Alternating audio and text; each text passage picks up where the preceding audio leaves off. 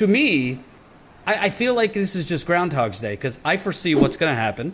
It's kind of what happened when Obama got in there. Obviously, we didn't have a health pandemic there, but you have the economy falling off a cliff. Biden's going to get in there. He's probably going to surround himself with bankers. Rumors that Jamie Dimon might be Treasury Secretary. Lawrence Summers has been advising him. I mean, the neoliberal class reunion of the 90s, basically. And maybe they'll do a stimulus like Obama did, maybe a little bigger this time. Let's put it at 1.52 trillion. And there's going to be a lot of incremental bullshit in there. A lot of tax cuts for the middle class, or tax cuts for companies that rehire or training for, the jobs of tomorrow, and, all this talk about coding and blah, blah, blah. Basically, it's going to be a mishmash of tax cuts, tax credits, incentives, and some other window dressing with very little direct actual cash infusion to people. None of what FDR did, which is direct government jobs program. To me, a specific government jobs program would be directly for black communities, brown communities that have never had government jobs programs. So to me, I mean, throw it up there. Yeah, you could say Trump is worse, let's get rid of him and then fight Biden.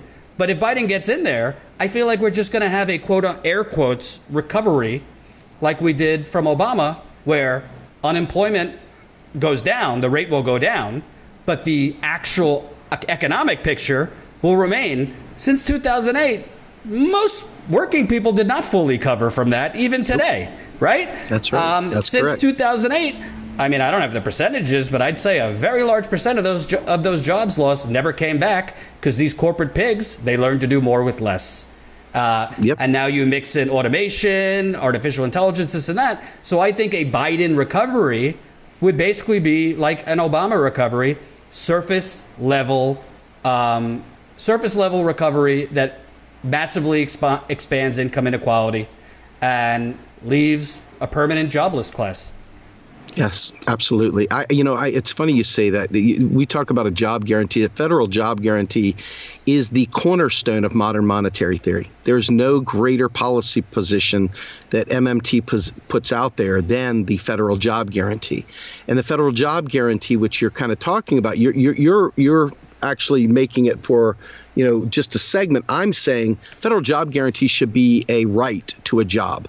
Every one of us has a right to a job. So in other words, if I decide I don't like my employer, forget getting fired, I just don't like my employer and there's no jobs available, I can walk right out the door and go into a federal job guarantee job and serve my local community just like that. I could do that if we had a federal job guarantee. And because they don't want, in fact, Biden's campaign was advised by Stephanie Kelton and Derek Hamilton, who are two of the leading voices on the job guarantee side. And Biden's campaign said, we don't know enough about the job guarantee, we're not interested in it, and nixed it. Oh, are they going to do a commission like they want to do on reparations? We need to study it more? Yeah. I don't even think they want to do that. That's how bad it is. And the frustrating thing about this is that, I heard what you said about not wanting to advise anyone how to vote. And I just put my opinions out there. What you do with them is your business. But in my opinion, I'm a movement guy, right? I look at not necessarily the electoral side of this. I'm looking at what keeps all of us in the street, what keeps all of us engaged fighting back. And I'm thinking to myself, when Bernie was running, we were there, man. We were out there. And when Bernie fell apart, everyone started falling apart, kind of like rudderless a little bit, like, damn, now what? What do we do now, man? I've spent the last 5 years saying the word Bernie Sanders every day of my life. Now what? What do I do? And I worry that a Biden, just like Obama, with hope and change, is going to come in there and literally put people back to sleep. It's got nothing to do with who's better or worse, because Trump is clearly worse in a lot of respects. But what is not understood is the definition of worse. If you're looking at tweets, he's worse. If you're looking at pulling out of those agreements, worse.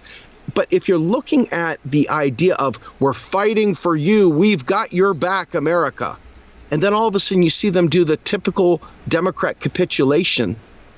I mean, That's what I am deathly afraid of, because then you're fighting not against Republicans, but you're fighting against Democrats to make them see that the Democrats once again did this. And they're not going to hear that. So I'm looking at the clock, the IPCC clock, where they talked about climate change, and they said 12 years, and this was like 3 years ago. So we're looking at 9 years. 9 years to actually take direct action to stop climate change from happening. And Biden is not committed to this. So we're talking about very, very hardcore situations that are going to bring about even more calamity, destroyed coastlines, destroyed communities, arid conditions, climate refugees, all these problems that are not being solved by nothing will fundamentally change Joe. So I'm very concerned as we go into this that if we don't understand forget the politics. We didn't get a chance to get Bernie Sanders even to the convention. He dropped out way before because of thumbs being put on the scale and a pandemic. Now, what's going to happen when we come past the election and people go back to sleep? I don't think we can vote our way out of this problem, is my point. I mean, you vote however you want, but I don't think we can vote our way out. So I've got to ask myself, what keeps Jordan going, what keeps Steve going, and what keeps all of the movement going? And the only thing I know is they don't go for what they could support. They go for what they can fight against. And so to me, that's the only thing I see. And I'm open for being told I'm wrong. But that's the only thing I see that keeps these people engaged. I mean, and I think that is really what we're talking about here, because you're not going to vote your way out of this stuff. They've already shown you that they're not going to. Biden picks a neoliberal vice president, and Biden, let's say, walks away in a year and a half, or let's say he finishes out his first term. But then you've got the neoliberal succession plan, and they've already shown you what their primaries look like. So let's say AOC decides to run. She's not even going to be given a speaking gig at the convention, but John Kasich, a Republican, is? Are you kidding me? So this is your Democratic Party. Where is the revolution there? Where is the response to climate change there? Where is the response to health care there? I don't see it. And that's what I'm afraid of. I don't see anything. And then you've got the neoliberal 8 years of the vice president taking over, because let's be fair, most presidents get 2 years. Bush got one, Bush Sr. got one, and then maybe Biden will get one. But the average, I mean, W got two. No matter how many wars he got us into, he still got reelected. Clinton, even with impeachment, got a second term. You look at Obama, even with all the quote unquote racism and hate and all that stuff, 2 terms. Each one of these presidents gets 2 terms. So a vice president that's a neoliberal puts us at least, let's say, 8 years out from actually being able to make any kind of meaningful change. And that should terrify everyone, I think. Well, I also think there's a psychological element to it, because to me, I think the progressive movement has exploded. I mean, there was no unified progressive movement before Bernie's first run. You had offshoots, Occupy Wall Street, Black Lives Matter, Fight for 15. But I mean, Bernie single-handedly brought in millions of people that were asleep or not involved at all. So I don't necessarily think the progressive movement would go back to sleep because Biden is president. My thing is, I think if Biden becomes president, the neoliberals, led by Biden or whoever his vice president is, or whoever the top donor of the month is, they have a built-in excuse not to do anything.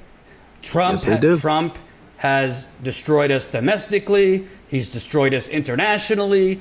It's the amount of work to undo the damage that Trump has done. Our reputation abroad, our norms, our structures, or this or that. I mean, throw out your words platitude salad.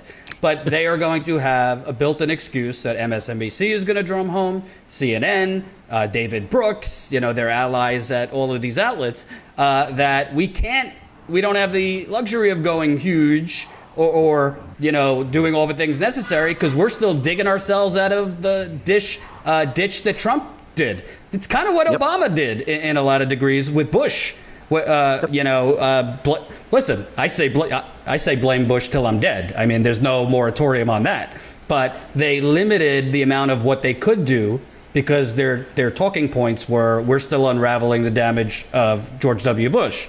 So I think that if it's Biden and the Democrats, it just gives them that built-in rationale that the whole cabal, the Center for American Progress will drum home, their allies, I mean, even Silicon Valley will drum home. It really is, for lack of a better word, a giant corporate psyops that will go in. So if you ask me, listen, I say I understand. People don't like when I say it. I do understand why people would hold their nose and vote for Biden, because for some people, Trump is that bad. I mean, I have a certain amount of privilege as a white dude, so I'm not going to speak for black people, brown people, native people, immigrants. Like, I get it. If this is just too severe or threatening to you, who am I to question that? But in reality, on the economics of it, I mean, the bottom line is the Lincoln Project ain't going anywhere if Biden wins. We've already welcomed the Anna Navarros of the world into the Democratic Party, the Steve Schmitz of the world into the Democratic Party. These Republicans that should, in any civilized society, be in the witness protection program and not allowed to speak in public, they're speaking at the DNC convention, some of these people. So I think, basically, I'm not worried about our side staying in the fight, but I am worried about the neoliberals using exactly what I just told you as a rationalization to do nothing, or to do what Obama did, which was a totally too small. Even Paul Krugman said Obama's stimulus should have been over $1 trillion. It gives them an excuse to do a smaller stimulus that's tilted towards tax credits and all this incremental bullshit, and basically to shoot a Nerf gun when we need AK-47, for lack of a better word, of stimulus.